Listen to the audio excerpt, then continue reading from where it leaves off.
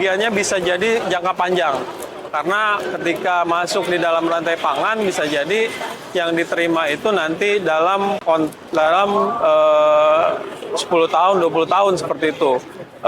Mungkin pernah mendengar konvensi Minamata, itu kan proses pencemarannya di Jepang juga ya, dan itu prosesnya terjadi tidak setahun 2 tahun, tapi puluhan tahun berikutnya. Dan ini yang menjadi concern utama kami karena ya dampaknya akan jangka panjang gitu.